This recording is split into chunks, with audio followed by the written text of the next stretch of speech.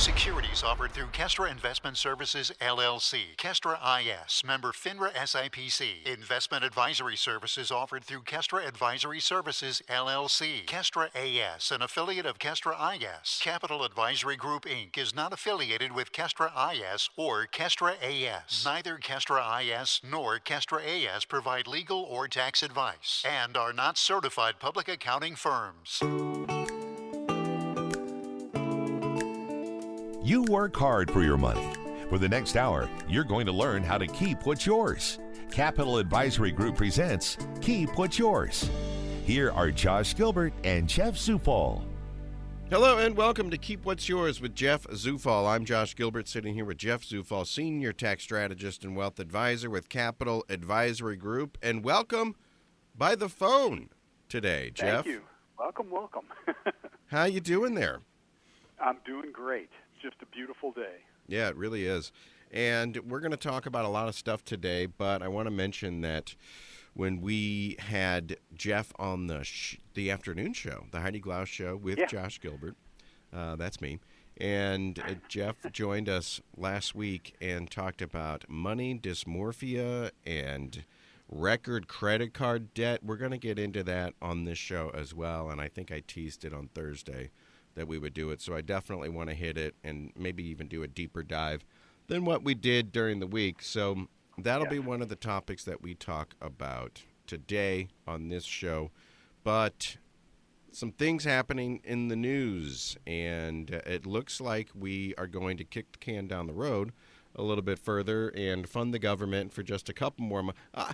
Heaven forbid we fund it for a year in advance, but no, we'll just fund it for the next 2 months and then have another fight. Just a couple months, and part of that funding, I think, was the aid to Israel.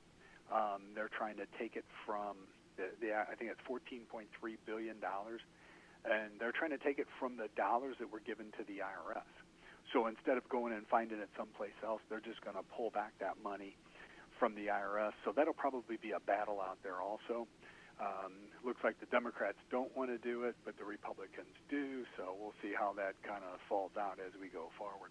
Yeah, plenty of time to watch this one unfold. So at least we can spend the holidays, and the government employees and the people pushing 10 up there in the air traffic control towers will keep us safely taxiing and flying out of the air. I mean, they say that this Thanksgiving, which I can't believe is already here, this Thanksgiving is going to be record numbers of people traveling, and they almost didn't have enough money to pay the people keeping us safe. Exactly. So that would have been a disaster.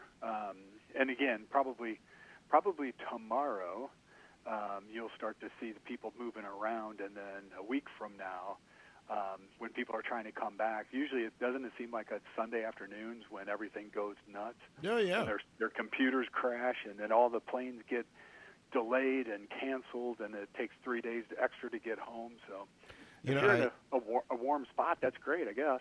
Yeah, I looked up a story, and they said the worst days of traveling, and they said, well, Tuesday's pretty bad, Wednesday's pretty bad, Monday's pretty awful as well. But Sunday is for, like you said, for everyone's flying out on Monday, Tuesday, Wednesday, but everyone's flying back on Sunday. So that'll be just, you just rent a car and hit the highway. So we don't really like to talk politics because we don't want to give off any sort of impression that we're one way or another, but we can't not talk politics, especially when what they're doing in Washington, D.C. is affecting what Moody's is doing. Now, Moody's hit us with a downgrade. We're going to talk about that in a second. But what, Jeff, is Moody's? I thought, I thought Moody's was like a magazine or like a trade kind of paper. Well, they are. They do that also, but they are also a rating company. So they go out and rate corporations, they rate everything, and they give you their outlook, where they're supposed to be nonpartisan. So they pull all the data in, financial data, everything out there, and then they give a rating on a company. So the problem is last week, Moody's came out and they downgraded the outlook on the U.S. debt to negative from stable. And they claim it on political polarization. So basically the deficit itself is huge. Nobody's addressing it. Nobody's honestly addressing it. So what Moody's is saying is we're going to downgrade you. So you go, how's that going to affect the average person listening? What's it really mean to you? And it's not a direct correlation to your checking account or any of your investments, maybe, but it is maybe the bigger picture to foreign governments that buy our bonds or buy our U.S. dollars. Maybe makes them sit back for a second and go, wait a minute, what's going on here? They may go to another country, and typically the U.S. The U.S. dollar and the U.S. bonds, government bonds, are purchased by foreign governments because we have, hypothetically, you'll laugh when I say this, we have some political stability. So, in other countries, honestly, if you have an opponent running, they kill them. Yeah, right. Or do something crazy. But here, it's not so much that crazy, but it does give us that sense of stability. And as long as the dollar is I'll call it the currency that's used globally, we should be okay. But what Moody's is saying, they don't like what they see big picture, and it's political polarization, and it's based on the deficit, and they do not see it getting any better. Yeah, and that deficit's been going up every year since, when, Jeff, looking back on it, try to jog your memory, when did the deficit, because, I was in high school at the time, but I remember someone said, Bill Clinton balanced the budget. Did, but a little smoke and mirror, but I'll say that administration was probably one of the only ones that really did hypothetically balance it. And it's kind of gotten out of control from there. Each administration has, done crazy stuff. And then COVID. Both parties, or I say guilty, not, in a guilty manner, but both parties added, I don't know what the number is, something like $7.7 trillion to the deficit in a year and a half. And again, COVID-related. A lot of that saved a lot of people, saved a lot of companies. What would it look like if they didn't hand anything out? We probably wouldn't like what we see today. Yeah. But it kept the economy floating. So you go, okay, there's good deficits and then there's bad deficits. The bridge to nowhere, and like you said, the $7,000 toilet seats are not what you want to spend money on. And again, that's a whole other debate today to say, it goes off into the student loan, forgiving the debt. Is that right or wrong? And then people, on one side would say, well, hey, you gave all this money to companies. The company's response is, hey, we kept people employed, hypothetically. So it gets deep. But again, I think Clinton administration was the last administration that literally ran a true balanced budget mathematically. Little smoke and mirror like they all do. But and it just kind of gotten out of hand over the last, 10 years, where it's just gotten crazy. So, so that's what Moody's is doing. They're looking at our deficit, and they're making a shot call on that. So, what? Tell me how that works with foreign governments investing in the dollar. Jeff, I live out in St. Charles. I drive a 7-year-old car. I have one child. I get most weekends off. How does Moody's downgrade, how would that end up hitting me ever? Well, it's a long roundabout effect, but it probably wouldn't hit you directly, but it will hit you over the next couple of years if this downgrade stays where it's at, because it's going to add to even more of a deficit, which means the U.S. to attract foreign investors to the dollar or to U.S. bonds have to pay a higher interest rate as we go forward. So that's really the effect. It's kind of not like it's going to hit your pocketbook today or tomorrow, but it will kind of affect the big picture, big economic picture as we go down that path. Could it lead to a recession?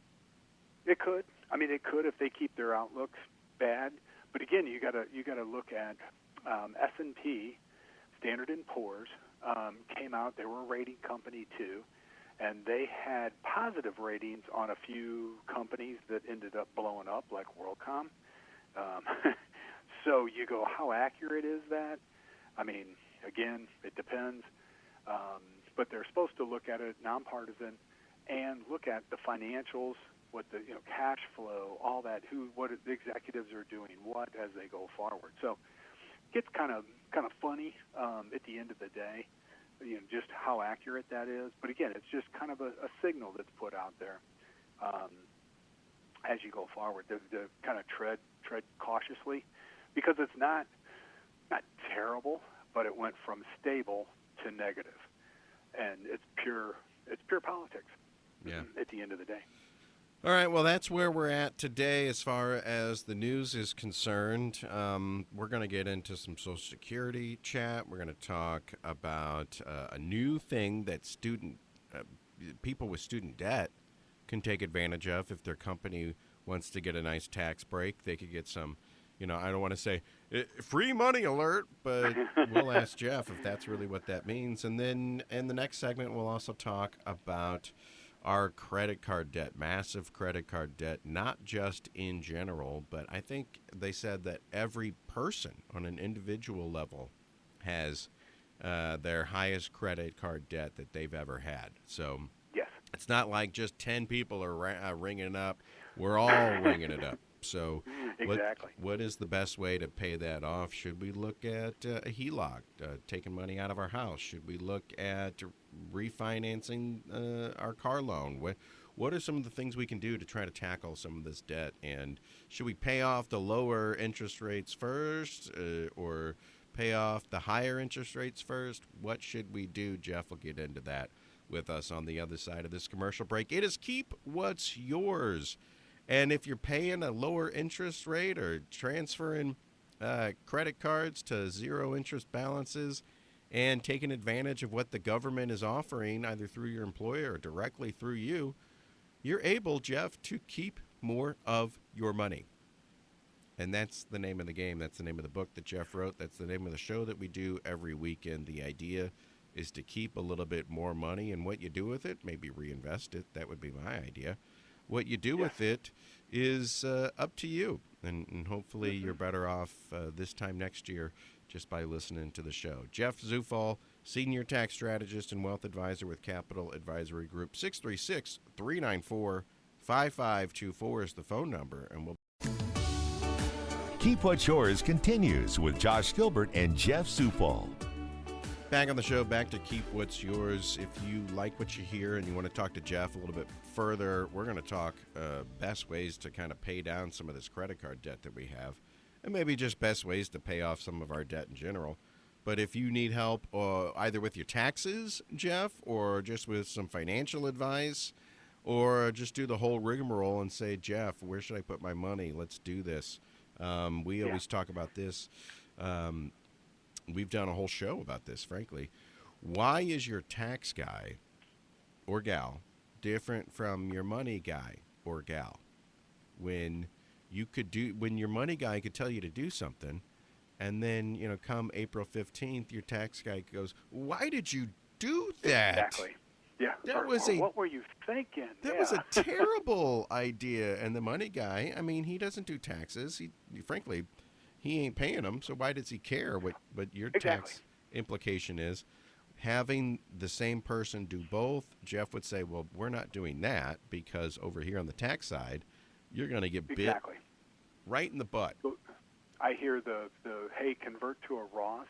It is the theme song of everybody to save your taxes, convert to a Roth. But the question is, should you? And it's a mathematical equation. And in some cases, that's the best thing in the world for you. And in other cases, no, it's not. And that's where you've got to take the conversion and move it over and place it on a tax return and say, hey, this is what it's going to cost you. Because most of them, I say, advisors will say, hey, here's your conversion. After you convert this $30,000, $50,000, $100,000, you'll never pay tax on it ever again. Agree 100% with that. And then they project off into the future, and that $50,000 you converted is worth $5 million. Just joking. Right. But the problem is they didn't take the tax from the $50,000 that you converted. They took it from, they're assuming you're going to pay it out of your pocket or pay it from somewhere else. And that's the biggest issue I have is then when I do a tax return and go, hey, guess what? You owe $5,000 in tax by converting that. They're like, what? What do you mean? And it's my fault. Yeah. So versus being informed of that and knowing, hey, this is your tax liability at the end of the day. So, and that's one of the things, and I hate to point fingers or put any misdeeds on anybody here, but the guy that or gal that wants you to do the Roth conversion either doesn't know about the tax implication or doesn't care because they're not the one that's going to pay it. They know, but they don't know exactly how much. So, and their attitude is, hey, taxes aren't my problem. Whereas at the end of the day, if we're both, taxes are my problem because I got to walk you through that conversion. Here's what it's going to cost you. Here's what the Roth really does if you pay the tax from that Roth and go forward. And it's all about math, right? You always say math. Pure always, math. Yeah. Math always wins. It's Yes. just a simple math equation. How much did you make this year? What's your tax bracket? If you took 30 grand out, are you going to bump up in tax brackets? Maybe only take out 25.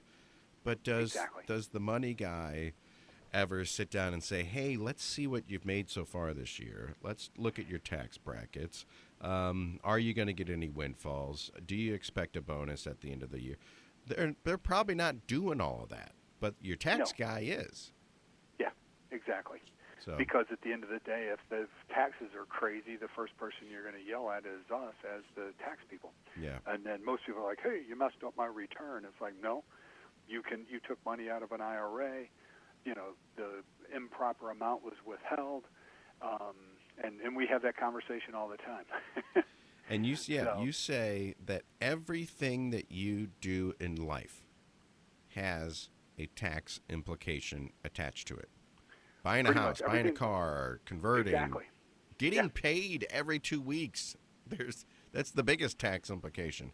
Exactly. So this is the time of year actually to sit down with Jeff and say, it's November, it's almost December.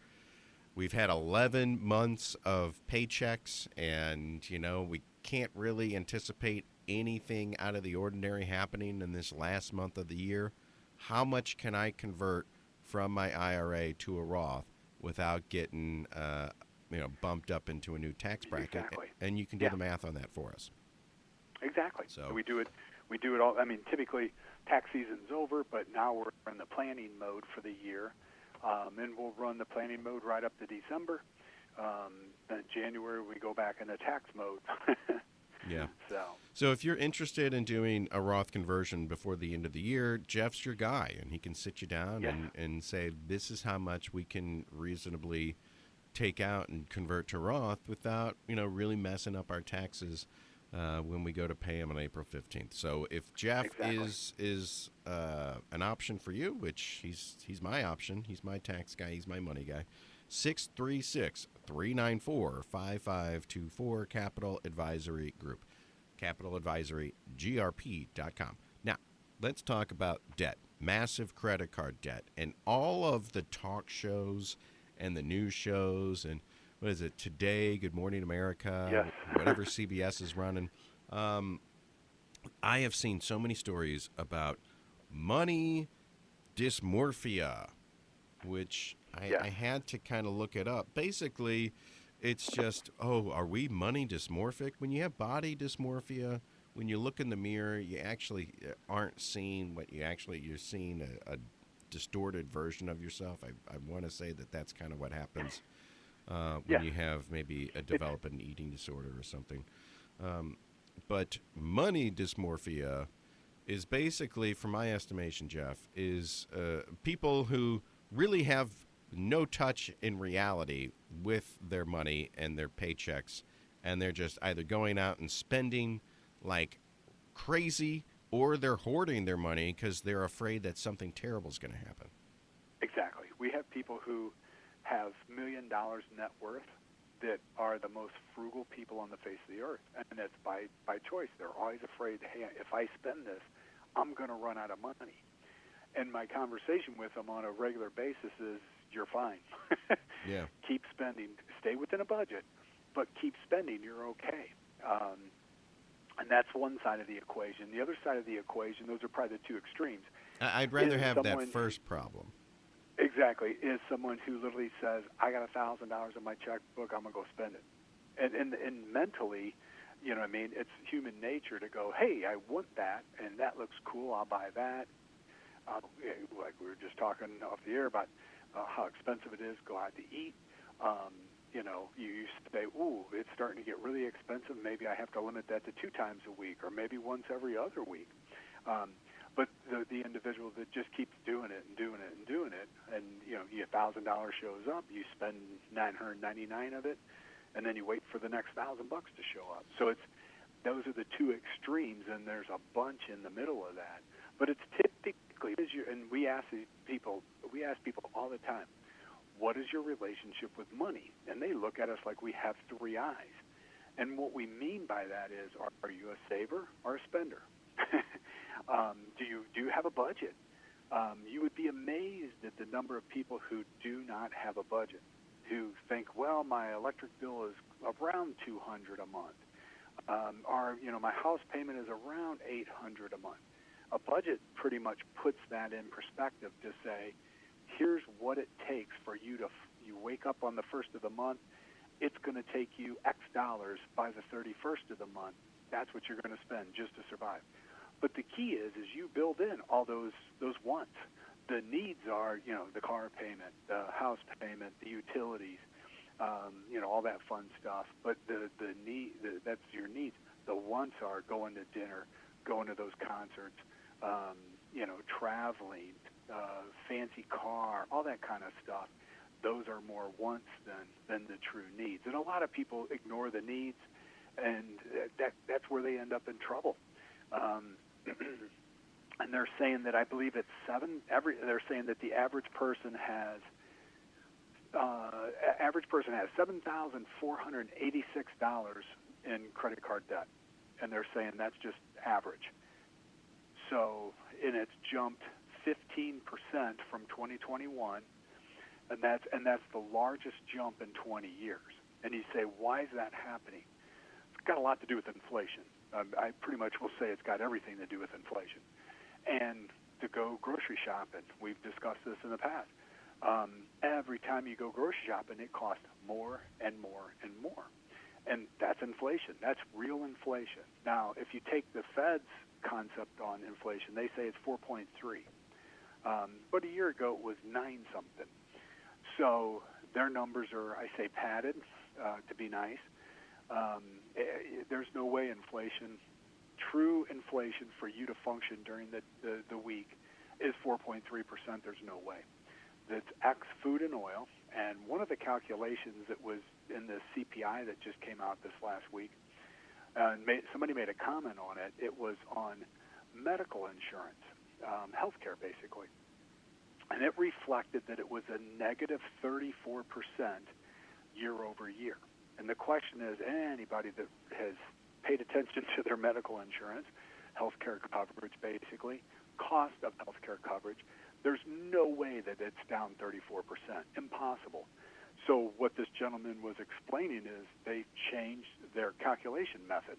It's now based upon the profitability of the health insurance companies, not on your month-to-month health premium cost. So you go, wow, they didn't like the number that they saw, so they changed it. Oh, yeah. Oh, okay. I didn't know you could do that. Yeah, I guess technically you can. Yeah. But they did it in the 80s, and they adjusted basically the inflation, the true inflation, the 4.3, I think it's 4.35 is what they say it is currently. That is X, food, and oil. And those are the two things, we talk about this all the time, those are the two things that you use every day. Yeah, they take oil and food out of the inflation equation, but that's the only thing that we actually have to buy every week. So, yes. you know, and those prices are skyrocketing. What did we say? Exactly. It was last year, but it still hasn't really gotten that much better at the grocery store. But they took an average of compared what I bought today to my receipt for the same things last year, and everything was up 15-20%. Everything. Mm-hmm. Everything. So, and that Yep. so that's the true inflation when you go to the grocery store. Yeah, that's where it's where the dollar meets the dollar. Yeah, but I've always said, Jeff, if they raise the cost of Doritos 50 cents, I'm still going to buy them. I'm not looking at the price tag of everything, but I went to Taco Bell the other day, not to single them out because everybody's doing it. I got 4 things, and it was $18. I'll tell you right now, I'm not going back. No. I just hit my pain point. Exactly. And I think most of these corporations are doing that, where there is a calculation on a pain point, and they've done the calc. They know what that threshold, that top limit is, and they're going to try and push it. I'm sure they do it through all kinds of surveys and stuff that they do big picture. But at the end of the day, it's pure inflation, and I think that's what's driving up the credit card debt in general. Because you have a budget. If you have a budget, you spend your budget. You go, ooh, what do we do? You got to put it on a credit card, and you go from there. So, and again, then when you get into this calculation, then Christmas is coming up. Everybody goes, ooh, we got to go buy all the stuff for Christmas. Again, our economy is based on consumption. It is not based on saving. You haven't seen a savings rate, which is the M1, M5, M3 calculations. You haven't seen that move in years. And everything is based upon how much do we consume on an annual basis, weekly basis. So that's the other reason why we're, facing what we're facing. So again, let's say that you have this debt, or you will have this debt, once the Christmas season is over with. How do you take care of it? How do you pay it down? And again, that's where, we can help people walk through this, help you do the math, because this is pure math. So you do either the snowball effect or the avalanche. Avalanche sounds cooler, but it takes longer to get there. And the snowball seems, debt snowball seems pretty boring and vague. But the snowball effect is take the smallest credit card balance that you have. If you write all your debts down on a piece of paper, and this doesn't have to be anything fancy, write it on a piece of notebook paper, say what card it is and what the balance is, and roll through. And then write to the side what your actual interest rate is on that card. Then go in there and pick the lowest card balance, no matter what the interest rates are, just the lowest card balance. And you pay the minimums on everything else, and apply whatever extra money you have to that smallest account balance. And then when that one's paid off, you take that money plus the minimum payment that you're making to the other one, and you snowball it, and it rolls forward. So you'll get some, quick wins out of the snowball effect. Quick wins within, a couple months, you got it taken care of, everything's great, and it looks really good. The problem is you still got massive debt sitting there. The avalanche works the reverse. You take the highest one, and you work on knocking it down. When it is actually knocked down, it propels you forward quick. The problem is it may take you 18 months, 2 years on the avalanche, and you really don't see any progress until that thing is knocked down. Whereas a snowball, you see these little wins quickly. So that's 2 scenarios on paying down credit card debt. And the other one... Yeah, go ahead. Oh, the other one would be maybe some type of a consolidation. They have personal loans out there that you can get. You're starting to see some advertisement for that on companies like SoFi and companies like this you've never heard of before. And it's because more and more people are going, wow, I got a problem. And it's not that you have a spending problem. It's you have an inflation problem is what the issue is. So these I'll say, consolidation, yes, they may charge you 14% or 18% for these notes, but you take all your credit card debt and plop it in there and pay them all off at one time. and then it's consolidated to one company, and you make a monthly payment to them for a few years. The issue we see is a lot of people do that, and then 2 years, 3 years down the road, they not only have the consolidation load debt they're still paying on, no, their but credit they got cards the are credit back. cards. Yeah, Oh, and so no. it's kind of, you shoot yourself in the foot on that one. So be very careful. If you have the discipline to maybe cut up the card, don't close them, but cut them up, just leave them there, you'd be okay. But we see that, especially in today's environment. You see inflation creeping in, and it costs more and more and more to function on a regular basis. So the way I see the snowball working is if I have 3 cards and I'm just paying the minimum on all 3 of them, $100 a piece, so that's $300. I take some dedication on my part and just try to hammer out, maybe pay $200 on the lowest. Exactly. Maybe pay $300 on the lowest. Knock that out, and now all of a sudden I freed up $100, and now I'm paying $200 on the next lowest card. And then I can start knocking things down. And that's the way my wife is looking at this. We got 1% interest rate on a refinanced car loan, and she's paying that off as quick as she can. And I'm like, whoa, Yeah. What's your credit card, percentage rate? 18 right now? Why are you paying off the lowest rate? But she's trying to do the snowball. She just said, I want this payment out of my life. Well, and that's true. I see a lot of people, they just don't want the payments. I understand that, but again, look at it from what is a credit card is going to cost you. I think probably one of the best rates out there today might be like 6.8, 6.5, somewhere in that range, because the interest rates have, every time the Fed raises rates, there's probably a 30-day reflection, and the credit card rate goes up. And then one of the issues is if you miss a payment, like we talked about, the penalty rate kicks in. So not only do you get stuck with a $30 or $50 late fee, depending upon what card it is, but then you get hit with the highest interest rate out there. So again, if you paid the card off every month, that's not an issue, and who cares? But the problem is if you carry a balance, I mean, these things can go, I think the penalty rate's 29.99. I mean, that's expensive, super expensive. So that's the other side, is to make sure that gets paid down or paid off, because it's going to start costing you a lot of money. If you ever go to make a payment on a minimum payment on a credit card, it typically will pop up. If you're paying it online, it will pop up the little window, and it says, hey, if you're only paying this minimum, they do a calculation, and it's going to take you 22.5 years to pay this thing off. That's part of the credit card companies, out of the kindness of their heart, want to make sure you understand that.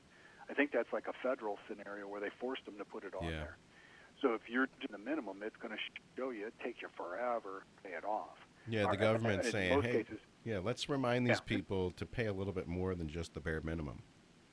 Exactly. And again, the interest rates are, if you take your credit card statement, go to the second or third page on there, it's going to have a giant box in the center of the page, and it says, here's what your cash advance rate is, here's your regular rate, here's your penalty rate, and they'll give you all of those. And typically the cash, I've seen a few statements, the cash advance rate is basically the penalty rate. So that means if you took a cash advance on your credit card, they're going to stick you for the highest possible interest rate out there.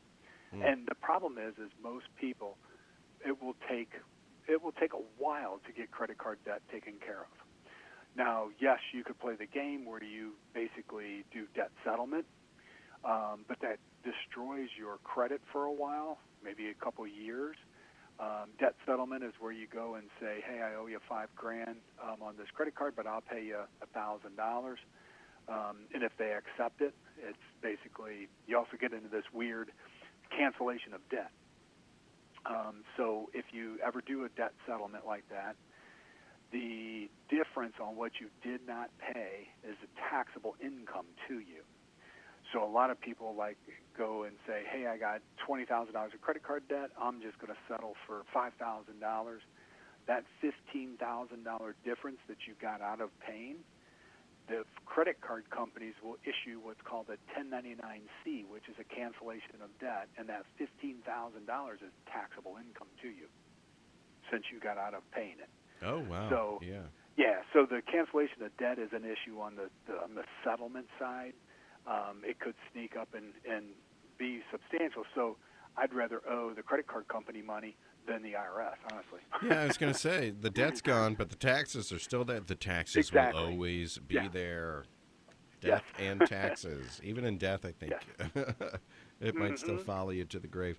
Now, it's one of these things where it sounds insane to even say with mortgage interest rates being what it is. But if you got cash in your house, would you think about maybe doing a cash-out refi to pay off?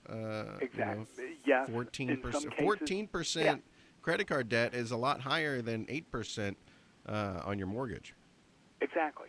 Now, the only thing you have to be careful is you're now tying your primary residence into your debt in a sense. So if you don't make the credit card payments, yes, they're going to nail you with the highest interest rate, late fees. But if you can't make the payment for your house, it's a different story. Yeah. So just be careful in that regard. That payment isn't big enough, and most of the banks are back in prior to 2008. If you were breathing, the banks would loan you money.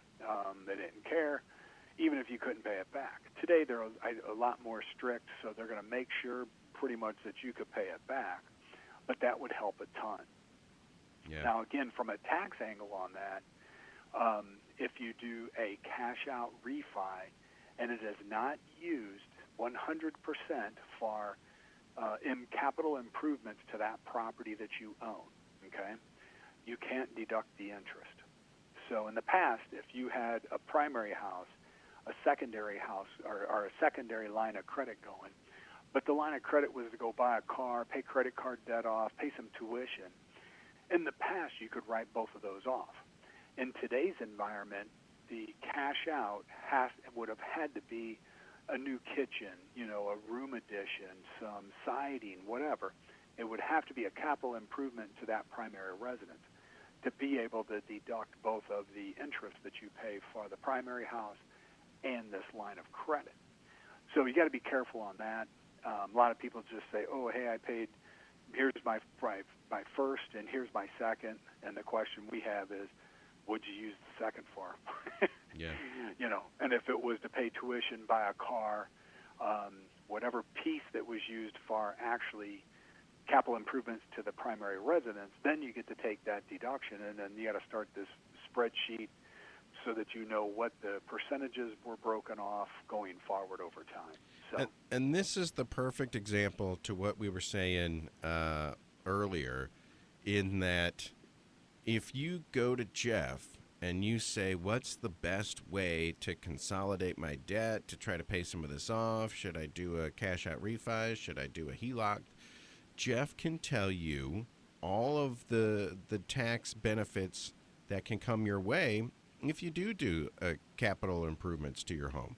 Exactly. You can sit there and say this is financially sound and it's tax-wise Exactly. sound. So that's why you kind of want to have your money person, your financial advisor, also be your tax guy as well. And that's what Jeff is for me, and that's what Jeff can be for you. 636-394-5524, CapitalAdvisoryGrp.com. Capital Advisory Group, Jeff Zufall. He's my tax guy. He's my money guy. He can be yours as well. Let's go to commercial break and wrap up this show with a couple more hits from the news. Jeff Zufall, thank you so much for going through, how to pay. What's the smartest way to pay off? Is it the avalanche for you?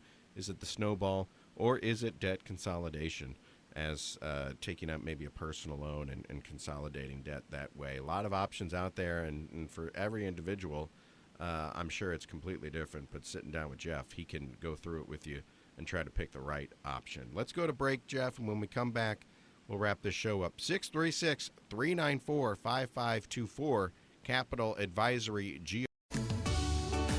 Keep What's Yours continues with Josh Gilbert and Jeff Zufall. Back on the show, back to Keep What's Yours with Jeff Zufall, Senior Tax Strategist and Wealth Advisor with Capital Advisory Group. 636-394-5524. Jeff, every time you come in and you say, oh, I've got news on student loan debt, I'm like, whoa, stop the presses. Tell me more. My wife has student loan debt, and like it literally is keeping her up at night. Yes. You know, you talk money dysmorphia. I think I'd be in the category of, hey, we got money, let's spend it. She's in the category of, we need to save as much as possible for a rainy day. But there is a new plan working with your employer to maybe have the employer pay off some of these student loans. What's this all about? Yeah, it's kind of hidden to the side. A lot of people don't pay attention to it, but this could be done through small employers. This could be done through big employers. It's just a lot of people don't even know if they have this benefit, or they haven't approached their boss or HR to say, hey, what about this? But what it is basically after all these years of the pause in the student loan, payment, interest payments, and so on, the Department of Education offered these programs, like the income-driven repayment options, and then basically this. And so the example is it's up to $5,250 per employee per year, okay? Technically it is not taxed to the employee, but the employer could actually write that off. So what's taking place is your employer is actually writing a check for up to $5,250 to your student loan provider and they take a deduction for it. You don't have to pay tax on it, and I'll say most cases, there's an oddball few. But it's actually what they reference as educational assistance. And it's a formal, I call it written educational assistance program that is sponsored by the employer. There's income limits on it. When you get in all the weird, all the IRS stuff has some income limits. But this is a way that your employer could help knock down your student loan debt as you go forward. And you don't have to, go work for the Peace Corps in, a third world country for 10 years, or anything crazy like that. It's just part of what takes place. So small employers and big employers could implement this to help their employees out. And so the way I'm seeing it, and obviously the way the tax code is written, it gets a little funky here and there. There are some limits and everything. But the way I see it, this administration, current administration, just wanted to give individuals $10,000 off, Exactly. And then the shouts came out. We are at record deficits. We, owe money up to our ears, and we're going to start handing out $10,000 in student loan forgiveness. Who's going to pay for it? I understand that completely. So now I guess somebody had the idea of, well, rather than just handing people cash to pay off their student loans, we'll give their employers a tax break. So, yes, for instance, the big 550 is got a tax bill, and they're going to have to pay, $5,000 in taxes. Well, they could give it to me. Well, it doesn't even touch me, right? They give it straight to the provider. Straight to the provider, $5,000 to help me pay off my student loans, and that $5,000 tax bill goes away. So the employer's given the option: do you want to pay $5,000 in taxes? This is the federal government. You got to pay your taxes. Or do you want to pay it in the form of giving it back to your employee to help them pay off their student loan debt? Exactly. Now, if I'm an employer, I'd rather look like, the good guy here in the eyes of my employee and just say, hey, I just gave you $5,000 in student loan repayment forgiveness. So next time I ask you to work on a Saturday, you're going to say yes. Yeah. Whereas if I just gave it to the federal government, I get nothing in return. Exactly. So it caps out at $5,250 per employee, per year. And then basically the way it is it's an employee benefit.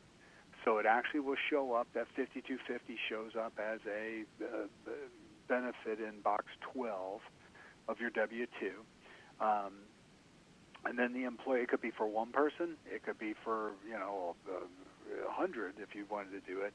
But again, it's what's called a written educational assistant program that is sponsored by the employee for the benefit of sponsored by the employer for the benefit of the employees. But you need something in writing saying, hey, we're going to do this. And even this goes back to stuff like in COVID, where when COVID was a real thing, an employer could pay the employees $2,000 or somewhere in that range. The employee, and it was for COVID assistance, the employees did not have to pay tax on it. They didn't have to report it, other than just a little line item on their W-2, and then the employer could take a deduction for it. So kind of going down that same path, seeing if they could help people pay off their loans. That's the key. So. Well, that's interesting, and the first thing I guess we do now is we just go back to our employer and say, are you guys going to participate in this? Exactly. Could you help us out? Yeah. And how do Mr. Dorsey's going to say, absolutely not. Yeah, he's going to go, good luck. Nice try, Josh. But I mean, if like some of these employers, if they have a lot of younger employees that everybody's got student loan debt, I mean, they could help out their employees tremendously by paying this. Even if it's not $5,000, if they give you $500, I mean, that even at $500, you'd say thank you. So yeah. Oh yeah. I mean, free money is free money. So. And there is obviously no free money. The government is footing the bill on this, but in the way of not getting their fair share, their full tax payment. But this is a way for employers to help out their employees, and I love it. So go to your HR departments and say, do you have a save repayment plan for student loan debt? And see what they say. And it's an agreement it's a 2-page document that's put together. Just because you can't do these, it has to be I'll say, formal plan that is in writing, that sits in a file folder, but just so that everybody knows what's going on. Yep. All right. Well, Jeff, that'll do it for us. And if you've got student loan debt and you have more questions, what else can I take advantage? This is what I love about the show. This is what we try to tell people every single week. There are things out there for you to take advantage of, and unless you listen to this show or you read the tax code yourself, you'd never even know about them. So exactly, they're just sitting there. Going and talking to Jeff, you're probably going to be, saving money, keeping more money in your bank accounts, using all the things that Jeff has in his arsenal, and Jeff's just using what the federal government has written into the tax code. You'll be keeping more of your money in no time. 636-394-5524, Capital Advisory Group, CapitalAdvisoryGrp.com. Jeff, thank you so much. Thank you. See you next week. You've been listening to Keep What's Yours with Josh Gilbert and Jeff Zufall, Senior Tax Strategist and Wealth Manager at Capital Advisory Group. To learn more, call 636-394-5524 or visit CapitalAdvisoryGrp.com.